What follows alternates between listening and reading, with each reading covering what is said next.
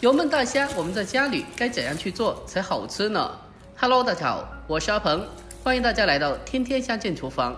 马上中秋节了，今天我们来分享一个油焖大虾的正确家常做法，同时还给大家分享一下我们将大虾买回家以后该怎样去处理和加工的一个方法。好了，接下来跟着我的视频一起来了解一下吧。首先，我们准备1斤多新鲜的大虾，最近的大虾非常便宜。我今天买的是18块钱1斤。我们先将大虾用剪刀把它的头部剪去一半，然后再用手轻轻的挤一下，把里面的虾味挤出来，然后再用手给它轻轻的一拉，里面的整条虾线就已经完整的取出来了。去除虾线以后，我们再把虾脚修剪一下，给它剪掉就可以了。如果没有看清楚的话，我再示范一遍。我们剪去一半虾头以后，再轻轻的挤一下，把整个虾味挤出来，然后再捏住，给它轻轻的拉一下，就这样整条虾线就已经完整的取出来了。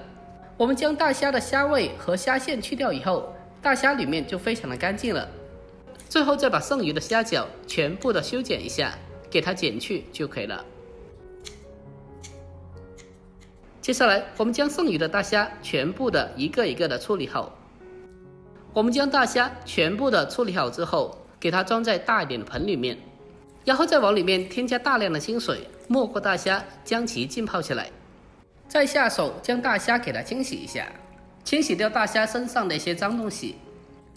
我们在清洗的时候要尽量的将它清洗个大概3遍左右，这样清洗出来大虾就非常干净了。我们将大虾彻底清洗干净以后，接着给它控干水分，捞出来。下一步，我们开始将大虾给它改刀处理一下。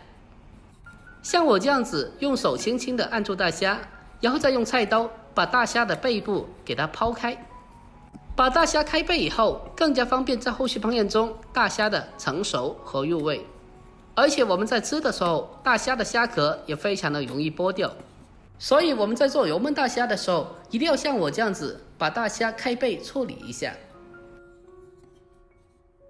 我们将大虾全部开背以后，接着先给它装在盘子里面备用。接下来我们再准备生姜1块，先给它改刀切成薄片。姜片切好后，再把它改刀切成姜丝。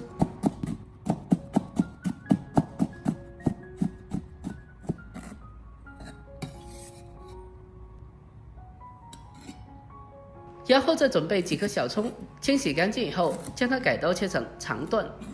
把姜葱全部改刀切好后，先给它装起来备用。然后再单独的准备少许的小葱，把它改刀切成葱花。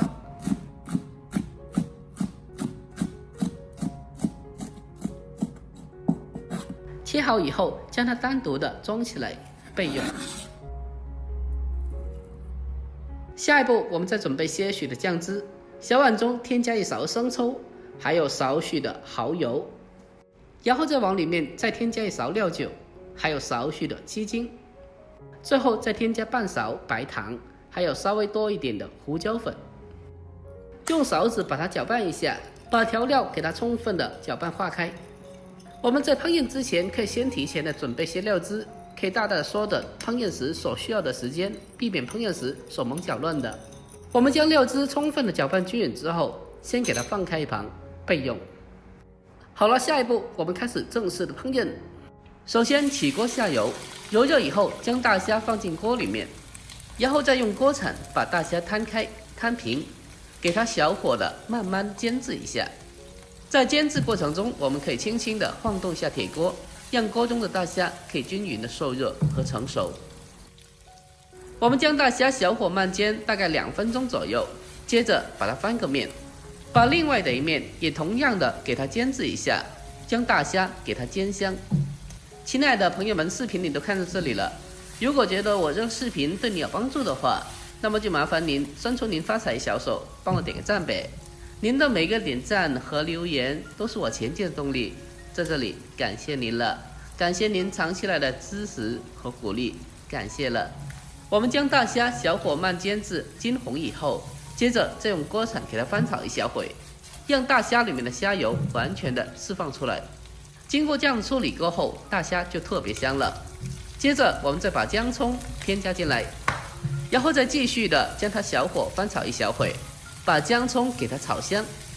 把姜葱给它炒香以后，可以让姜葱的味道更好的吸收到大虾里面，这样大虾吃起来会更加的好吃。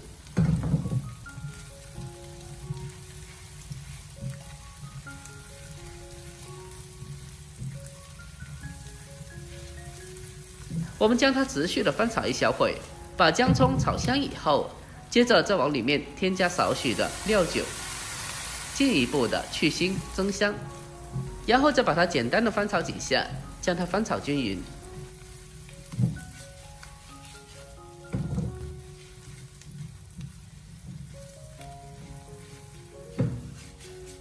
好了，下一步我们开始进行调味，将提前调好的料汁给它倒进锅里面。再用锅铲把料汁翻炒均匀，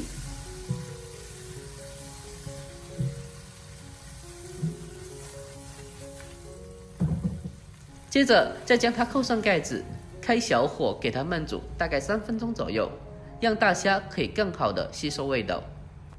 在经过小火焖煮一小会后，接着打开盖子来看一下，哇，真的是太香了！一打开盖子，一股香味扑鼻而来，真的是老香了。接下来，我们开始把锅中的汤汁给它收至浓稠，但是也不需要把汤汁收得太干，稍微的保留些许的汤汁，那是最好的。这样子烧出来的大虾就特别的好吃了。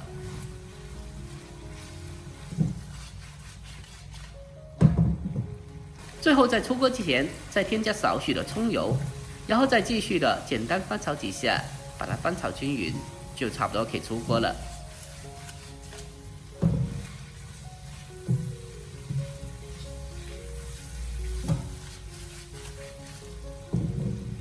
就这样，一道香喷喷的油焖大虾就这样做好了。最后，我们将它关火，出锅装盘，就可以美美的享用了。家里要是有条件的话，再撒上少许的葱花点缀一下就可以了。就这样，一道非常好吃的家常菜——油焖大虾就这样做好了。这样做出来的大虾吃起来真的是特别的好吃，简直好吃到舔手指。一出锅，整个厨房都飘满了大虾的香味，让人闻起来就特别的有食欲。这道菜不管是大人还是小朋友都特别的爱吃的。如果您也喜欢的话，那么可以收藏起来，改天也试做一下。好了，本期视频就到这里，我们下个视频再见吧，拜拜。